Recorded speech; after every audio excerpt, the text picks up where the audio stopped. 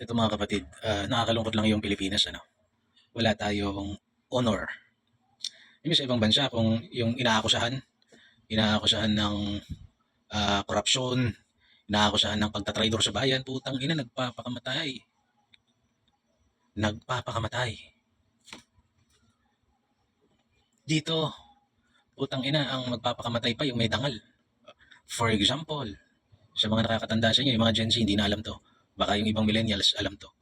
Sinamayapang Angelo Reyes, panahon ni Gloria Macapagal Arroyo na binastos-bastos ni Trilling.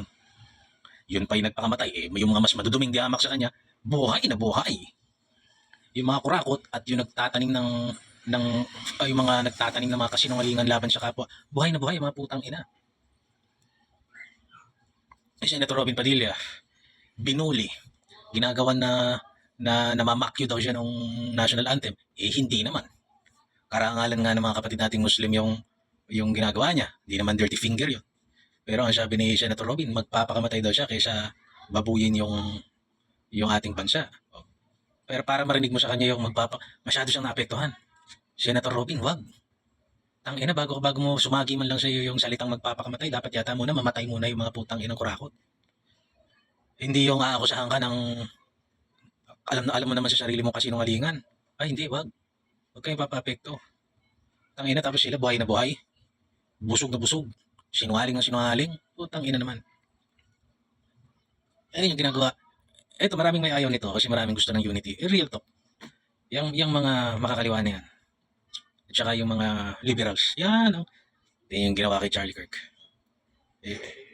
Diyos ko po, Panginoon. Kaya ako ang ina, basta alam mo yung sarili mo, huwag kang papapektisyon. Bakla, si Senator Jinggoy, nakakakusahan. Bakla, oy, so what? Diba? Maunang dapat mamatay yung mga kurakot, yung mga drug lord, yung mga nang-aapi ng mga rapist, yung mga putang inang mga politiko. Alam niyo, gusto ko lang i-share sa inyo mga kababayan, ano?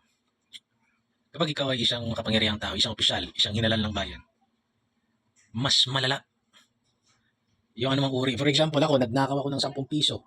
Nagnakaw si congressman din ng 10 piso. Mas malala ang pagturing ng batas doon sa kasalanan na ginawa niya. Bakit kamo? Mas may autoridad siya kaysa sa akin eh. Mas kayang-kaya niya magnakaw ng 10 piso eh. Tandaan niyan mga kababayan. Let's hold our officials in a very high standard. Tangina, tapos dito, ikukulong mo, nagnakaw lang ng kapirurot na pagkain, putang ina, tapos yung mga nagnanakaw ng bilyon-bilyon ng putang inang yan. Nakaka-frustrate eh. Yung mga matitinong tao, naakusahan, nasaktan siya, suicide ako. Tang inang yan. Patayin mo, unahin yung patayin yung mga gago. Anyway, God